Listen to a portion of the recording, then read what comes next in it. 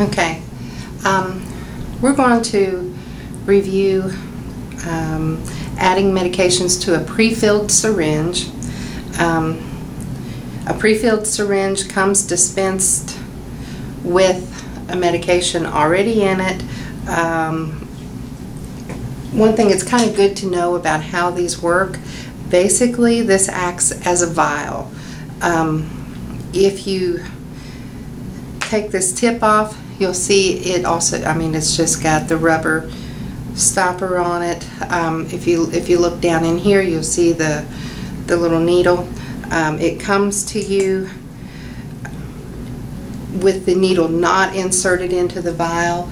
When you're putting it in the carb eject device, the needle actually becomes set into the vial once you twist the blue part.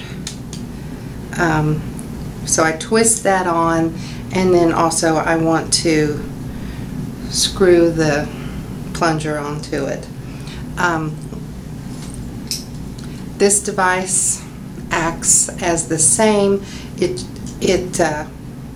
just doesn't have the plastic along the length of it, and then you have to manually set the needle down into the vial when you use one of these.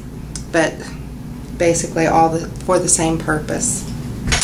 So I have my pre-filled syringe. The first thing I want to do is make sure that I've got the actual amount of medication that I'm supposed to have. We'll say that we should have 1 milliliter of solution. And what we want to do then is check it between the heavy lines. Alright, I hope you can see this. So I've checked it. I can see that I have exactly 1 milliliter. If you look at the entire syringe, it's marked off in tenths. Each heavy line is a half a milliliter.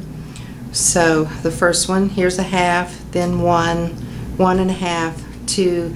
There's actually 2.5, but we can only fill it up to 2 because we can't see to fill it any further. So 2 is max. My concerns with adding another medication to this is I don't want to inject the pre-filled medication into my vial. So I know that when I am pulling any medication out of a vial, I'll have a vacuum, so I have to replace the amount of solution that I pull from the vial with air. So in preparation with my syringe, let's say that I have looked, I've got 1 milliliter of solution and I want to add 1 to it. So I'm going to start, just to keep from having confusion, start at the 1 milliliter mark. You're always watching your rubber stopper. I'm going to pull my rubber stopper down 1 milliliter.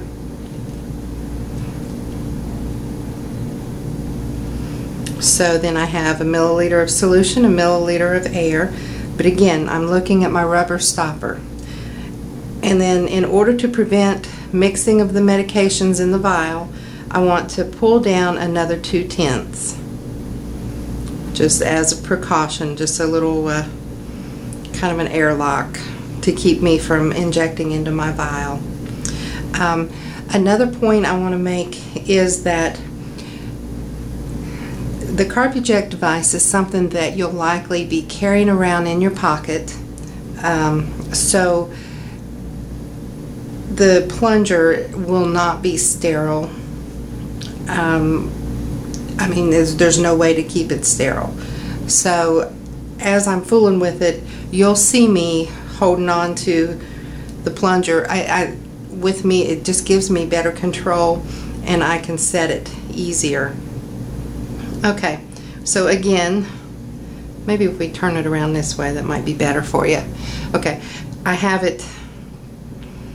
my rubber stopper down 2/10 below 2 milliliters, so 2.2.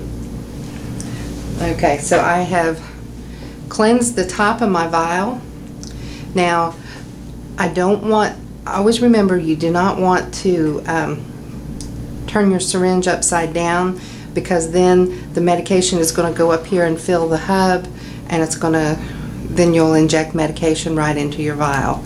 So I'm going to remove my cap and place my vial down onto my needle. It is very important that I keep my needle below the fluid level. If not, you'll be sucking air and totally ineffective. So, I've got my needle below my fluid level.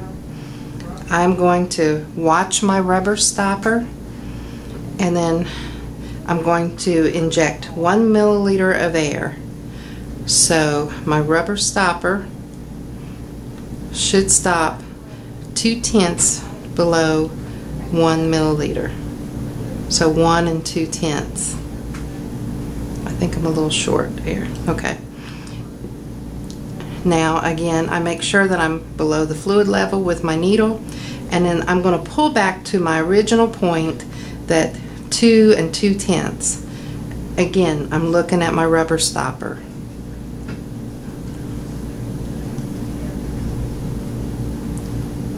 So 2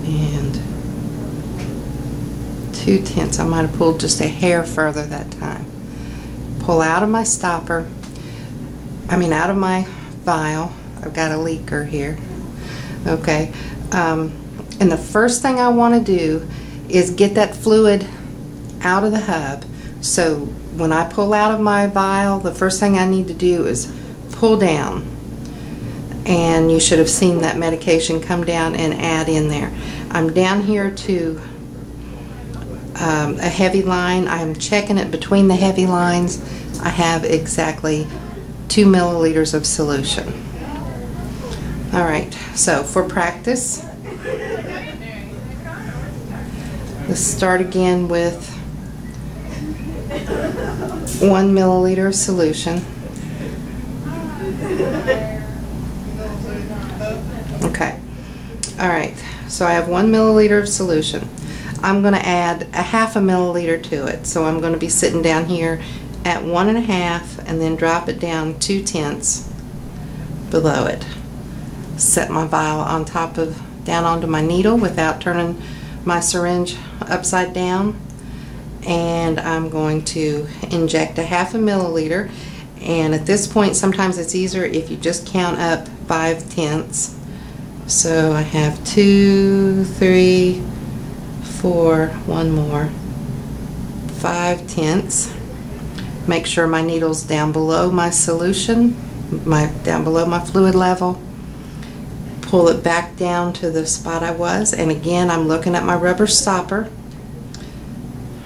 There's 3, 4, here is 5/10, just a hair further. I'm going to get too much. I did, oh well. Okay, and the first thing I want to do when I remove my vial, pull down on my plunger, I should have 1 1/2. Alright, this is something you just need to practice and do repeatedly until you get it down. Thank you.